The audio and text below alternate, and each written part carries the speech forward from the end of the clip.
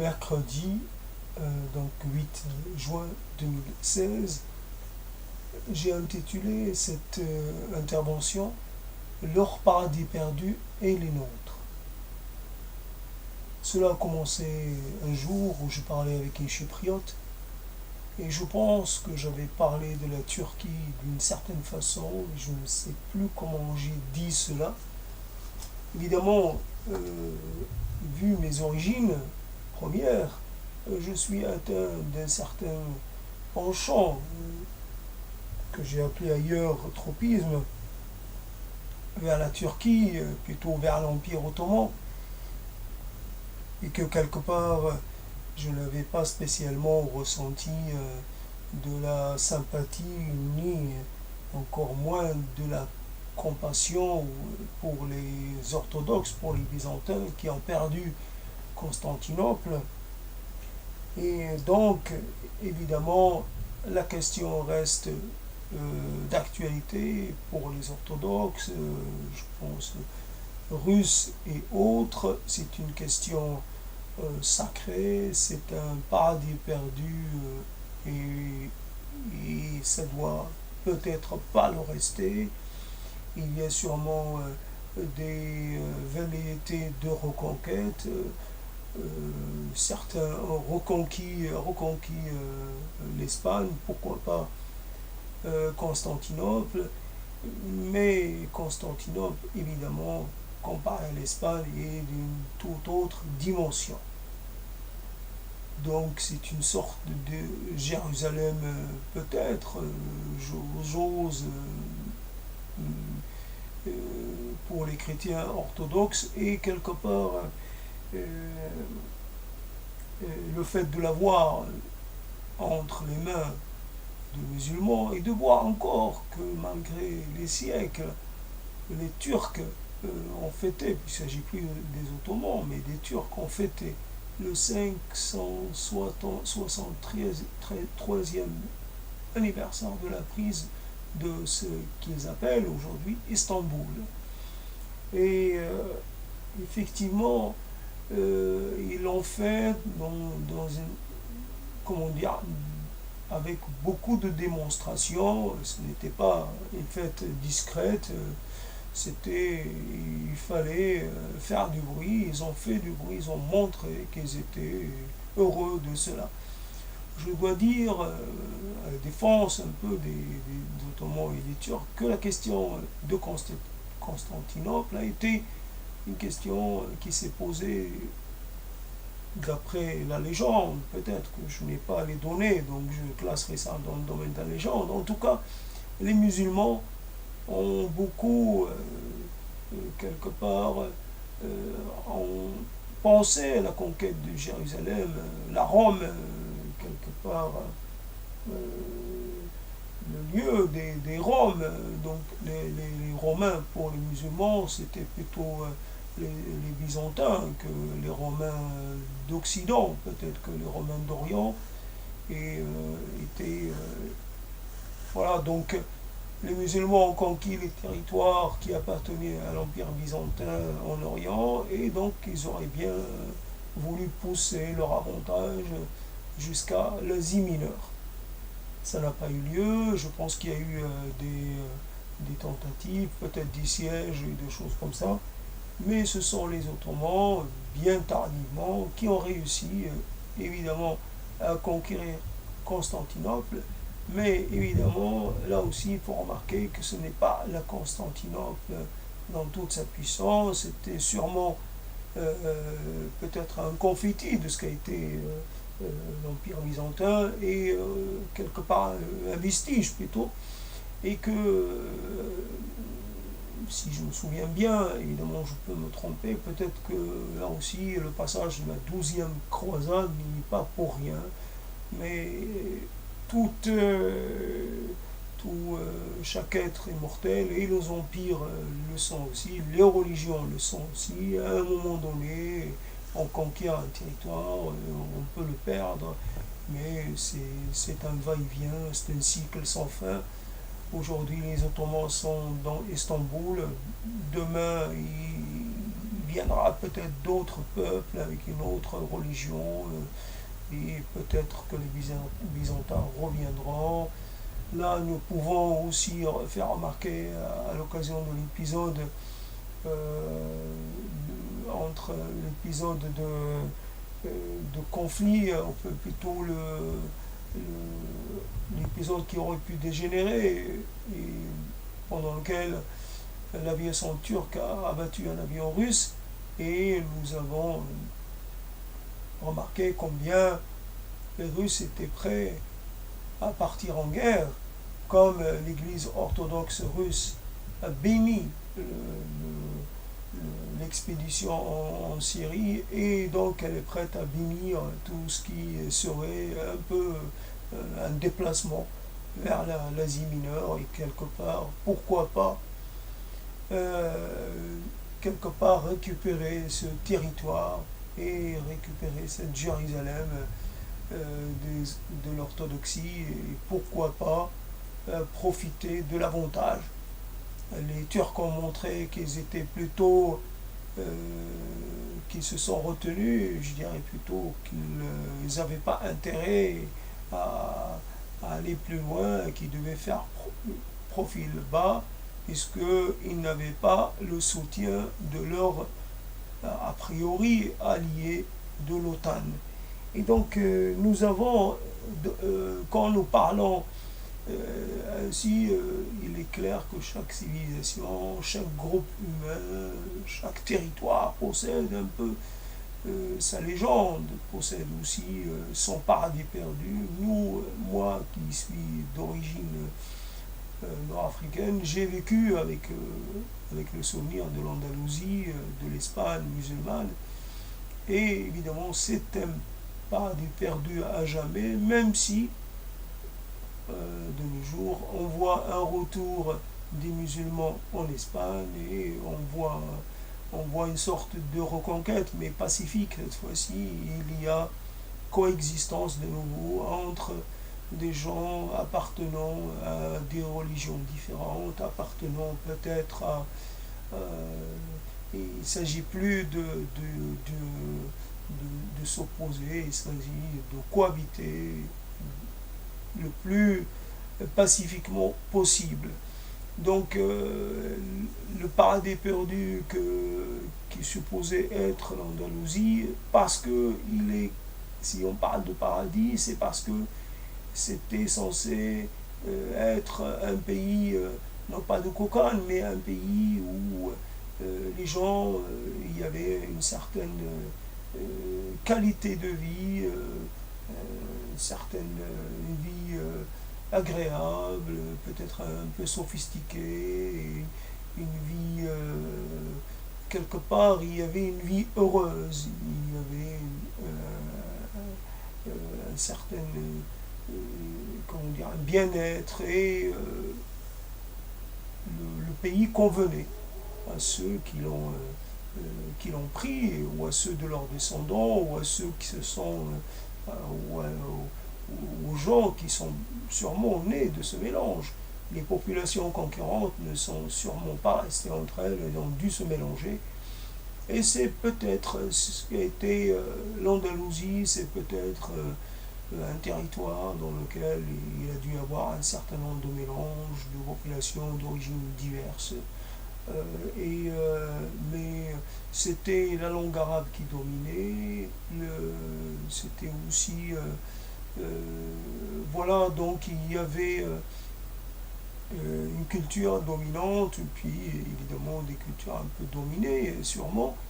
Et ce qui fait quand nous parlons de l'Andalousie, nous y pensons en arabe et nous y pensons avec des poèmes, nous avons des choses, nous revenons au nom des lieux, quelque part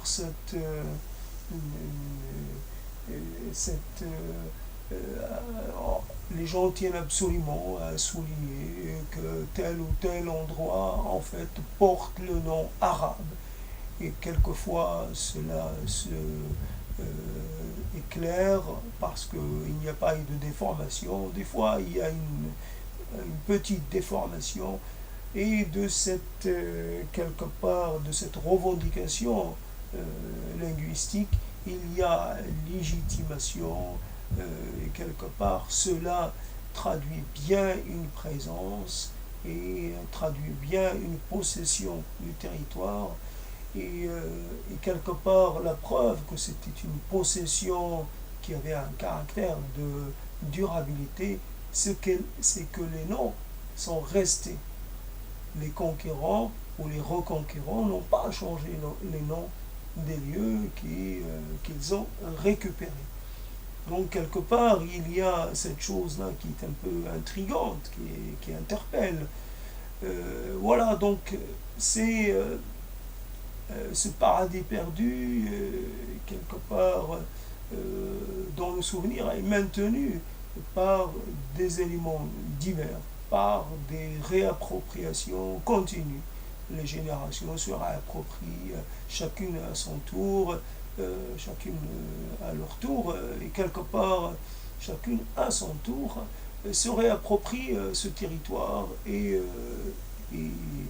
quelque part s'en réclame. Il y a un héritage qui est fort et un héritage de poids.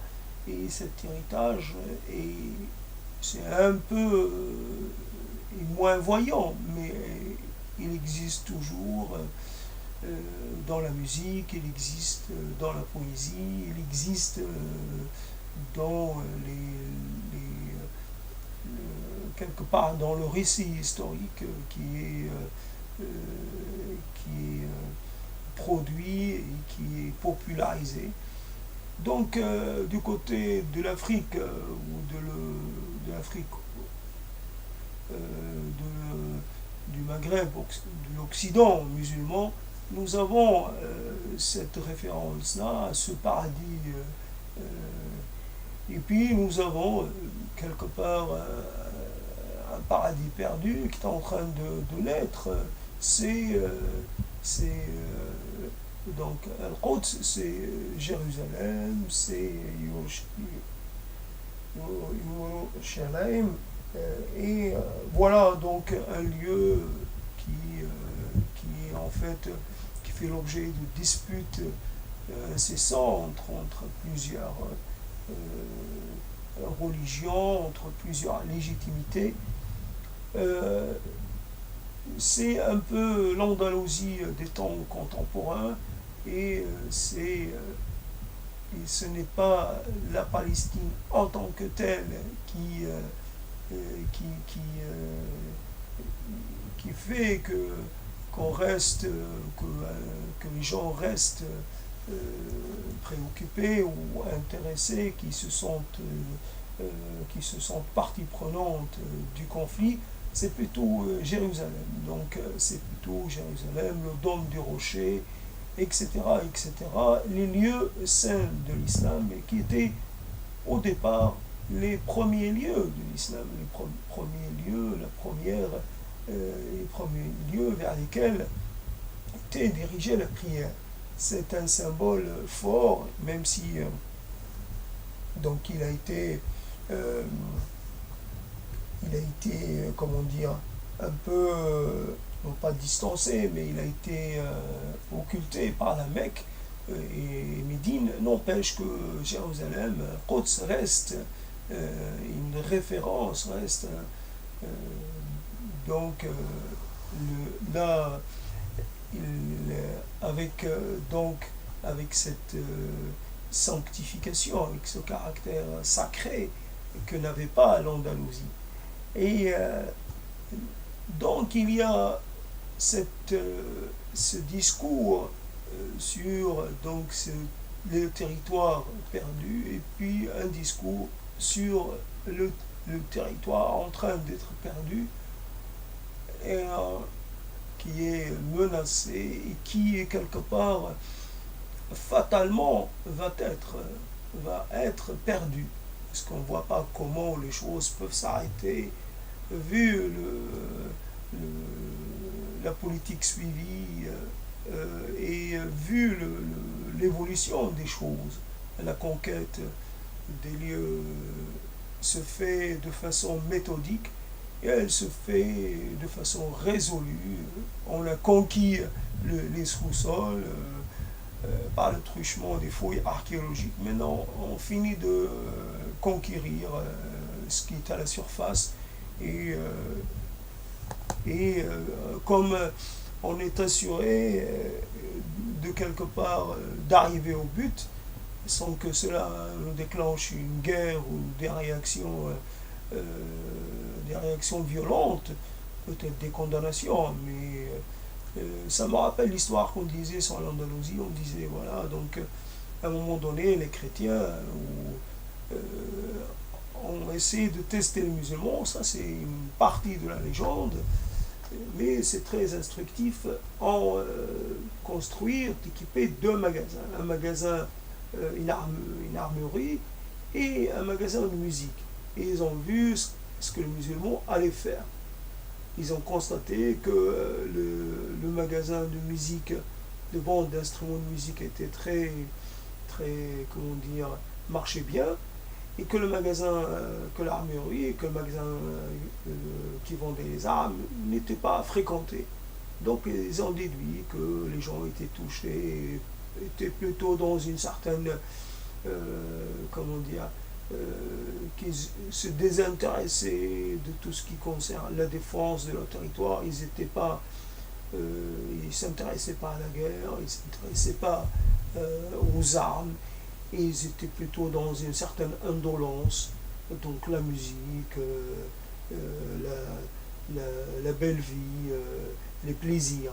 Et donc, ils sont passés à l'action et donc ils ont pris l'initiative de provoquer la guerre et de chasser les musulmans.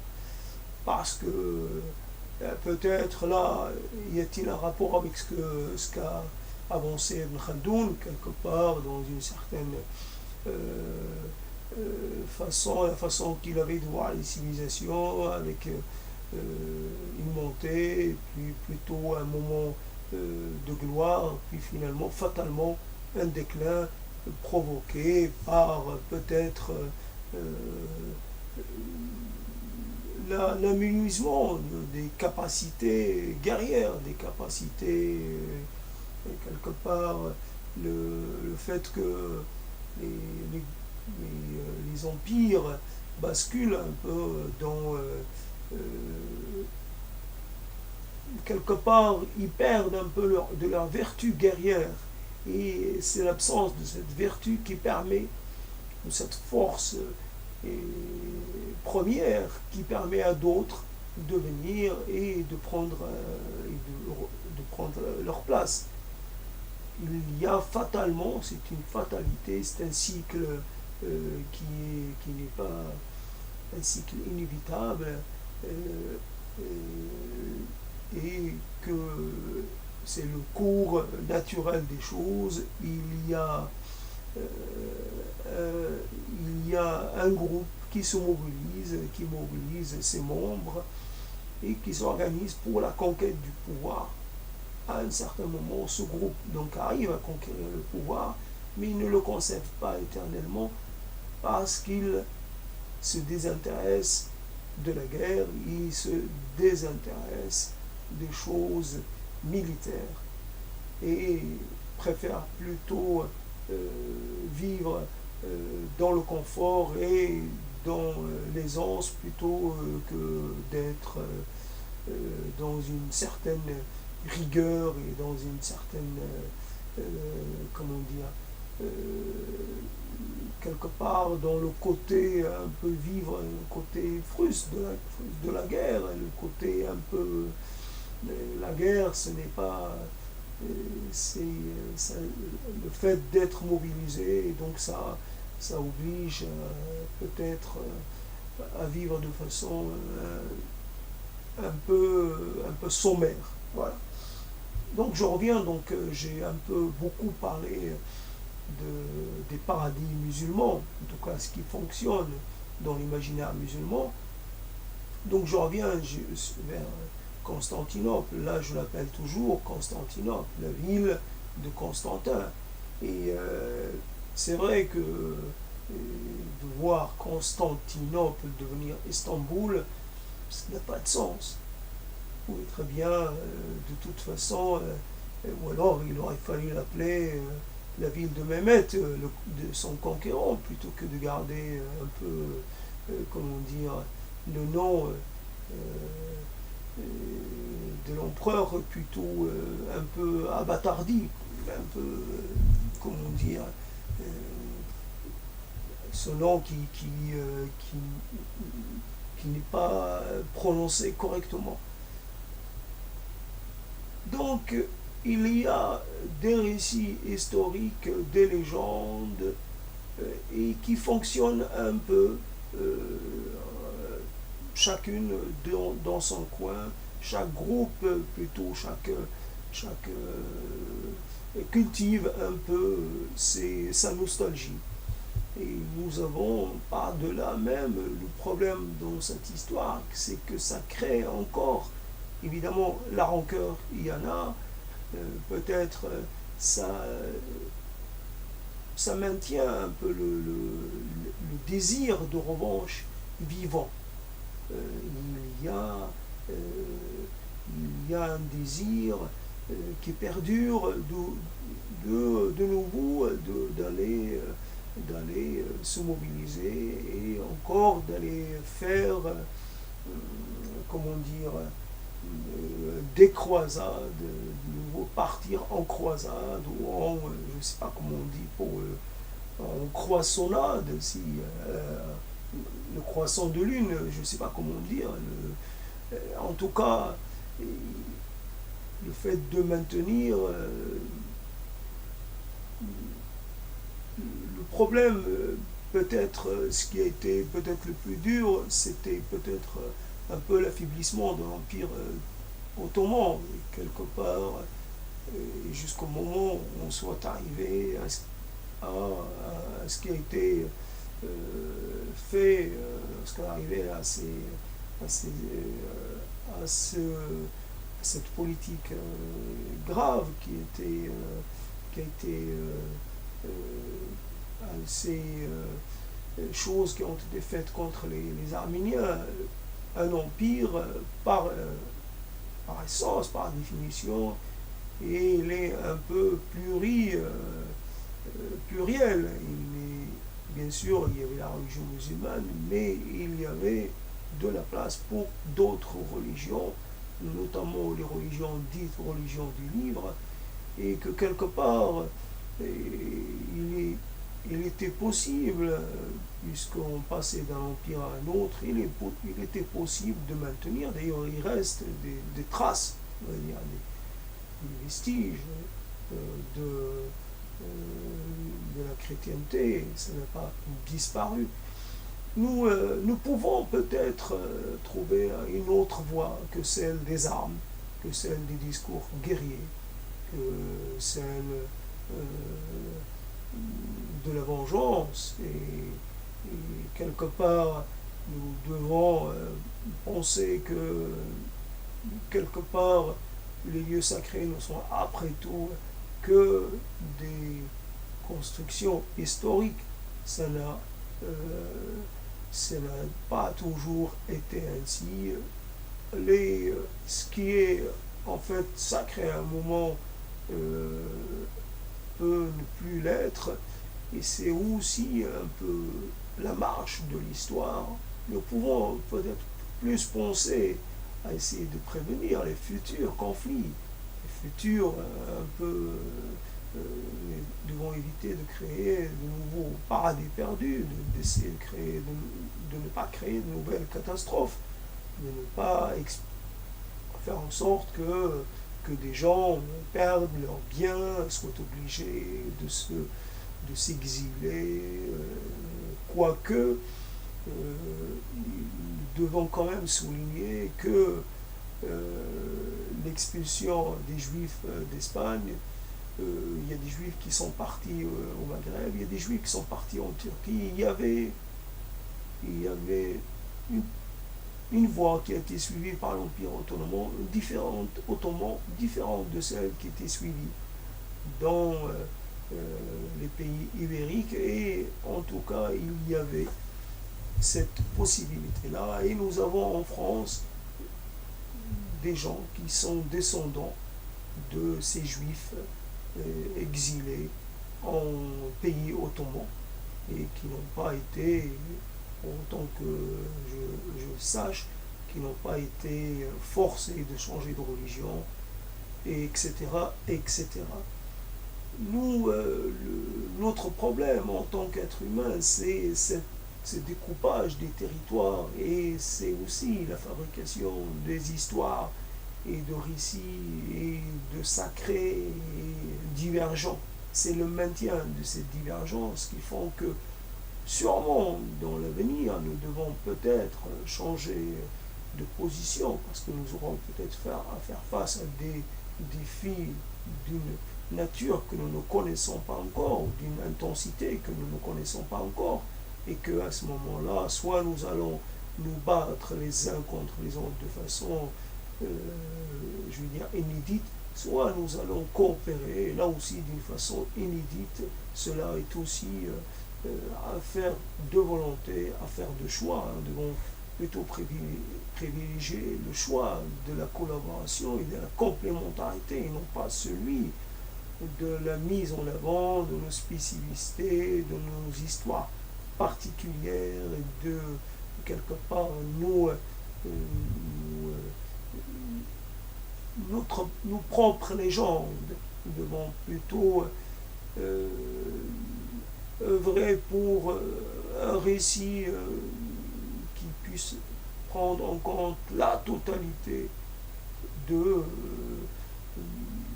quelque part des contributions humaines, quelles qu'elles soient, où qu'elles soient, je veux dire, quelle nature qu'elles soient. Les humains font face à peu près tous aux mêmes difficultés. Ils ont besoin de s'inscrire dans une vision souvent un peu le symbole, les récits symboliques ont leur importance. Nous devons nous aussi quelque part imaginer, l'humanité a besoin d'imaginer quelque part une sorte de survivance, donc a besoin d'avoir un rapport au divin qui s'exprime de façon diverse. Fondamentalement, nous avons les mêmes besoins et nous avons les mêmes désirs, et donc nous pourrions peut-être nous mettre ensemble pour créer quelque chose qui puisse être unifié un peu tout le monde, puisque aujourd'hui la Terre est vécue comme presque un seul continent, comme une entité, je veux dire, une seule entité. Il n'y a plus de séparation, nous avons accès à un ensemble de territoires, nous avons les moyens d'aller où nous voulons, et nous, nous, nous faisons des échanges les uns avec les autres, et on ne vit pas dans l'isolement, on communique, on s'influence mutuellement, on collabore, et on contribue tous. S'il y a par exemple une maladie, s'il y a une épidémie, tout le monde va contribuer.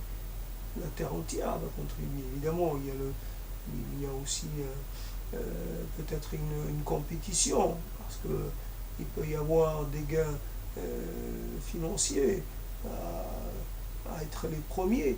Mais au-delà de la compétition, il y a aussi le côté quelque part solidarité. Nous mobilisons pour venir en aide à nos semblables, où qu'ils soient, dès qu'ils sont touchés par une catastrophe ou par un événement majeur, par une comment dire, voilà la chose, nous devons être unis pour faire face à ce qui nous menace, à ce qui peut-être mettrait notre vie en jeu, à ce qui nous menace en tant qu'espèce. Si nous considérons que nous sommes une espèce qui a une importance ou qui a une place à part, si nous considérons que nous avons un rôle à jouer, etc., que nous sommes peut-être euh, euh, que nous sommes peut-être légitimes à, à diriger la Terre, à être toujours les dominants et à être toujours ceux qui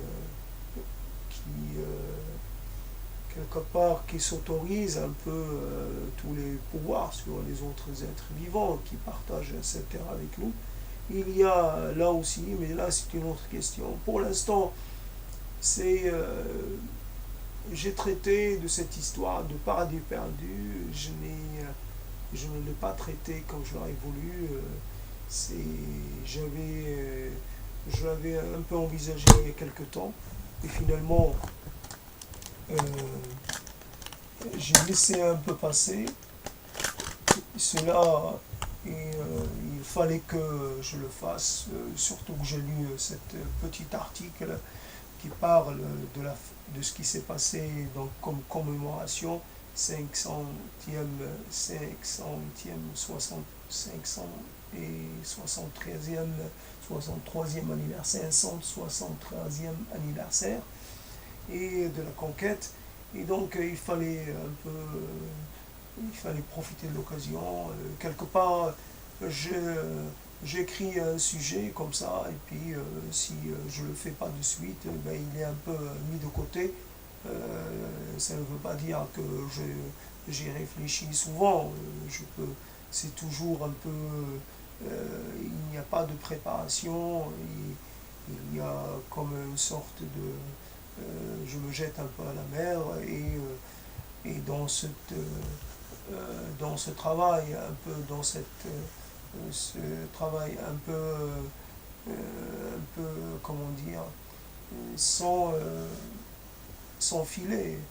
Je risque souvent de me retrouver un peu en danger, mais c'est le risque de ce type d'intervention, c'est le risque que je prends.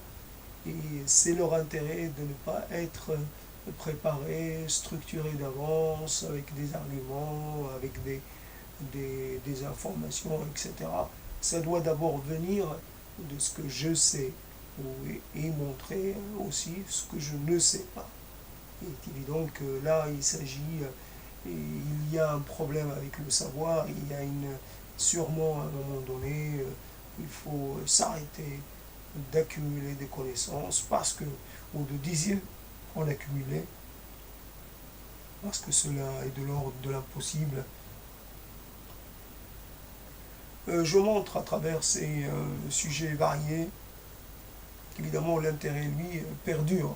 L'intérêt pour les choses, toutes les choses qui ont un rapport avec le vivant, avec l'humain, avec le vivant dans toutes ses expressions, et qui, quelque part, il y a des sujets auxquels j'avais pensé il y a très longtemps, des sujets qui sont un peu moins vieux. C'est l'occasion un peu de dire quelques mots à propos d'un certain nombre de choses, des mots sûrement pas euh, définitifs, ni bien accomplis dans leur façon d'être ou de se présenter. Il y a quelques lacunes, quelques manques, sûrement beaucoup de manques. Je, je les assume et c'est comme cela. Donc, Constantinople, Cordoba, Ishbilia et ainsi de suite. C'est quelque part nous sommes vraiment fanatiques des mots. Nous aimons les mots et pour les mots, nous sommes prêts prêts à nous battre parce que nous aimons baptiser, débaptiser, donner nos propres mots, nos propres noms à des choses que fatalement nous ne possédons que pour un certain temps, que fatalement nous allons en être dessaisis. Il y a à prendre en compte le facteur temps.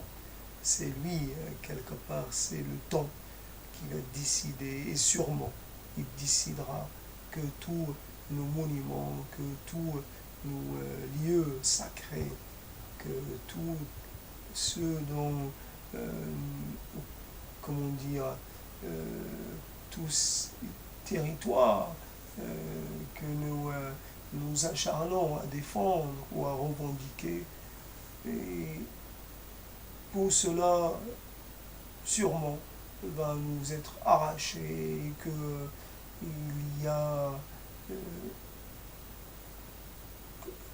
quelque part, soit, je veux dire, très vite, soit un peu plus tard, ça va arriver, c'est dans l'ordre des choses, à moins, évidemment, toujours rester dans le domaine de l'hypothèse, à moins qu'il se passe quelque chose d'autre, évidemment un événement, je veux dire, qui n'était pas attendu, qui quelque part ferait en sorte que la Terre elle-même disparaisse. Quelque part, comme dirait l'autre, à quoi bon, après moi le déluge, quelque part, à quoi bon se lancer dans des conjectures si quelque part, soit je ne vais pas vivre assez longtemps pour voir ces événements, soit de toute façon, s'ils arrivent de mon vivant, je ne saurais pas m'y opposer. Donc, à quoi bon? Voilà un peu, je ne vais pas reprendre la question. Donc, j'avais arrêté, j'ai fait ce petit ajout là, et je m'arrête là. Et je commence à être fatigué, je risque non pas de déraper, mais de déborder, peut-être aussi un peu de déraper. C'est fini.